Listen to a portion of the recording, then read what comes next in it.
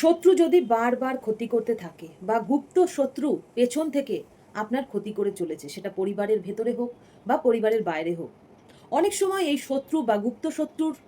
বিভিন্ন রকম অত্যাচারে বা বিভিন্ন রকম ষড়যন্ত্রের শিকারে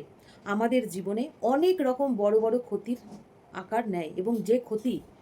কখনোই সেটাকে সলভ করা সম্ভব নয়, এরকমও ক্ষতি করে থাকেন গুপ্ত শত্রুরা। যারা ক্রমাগত এই রকম শত্রুর উৎপীড়নে বা ষড়যন্ত্রের শিকার হচ্ছেন, তারা একটি আকন্দের চারা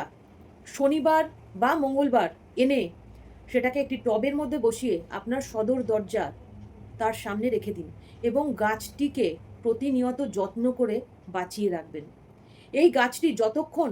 আপনার বাড়ির সামনে থাকবে বা বাড়ির সীমানায় থাকবে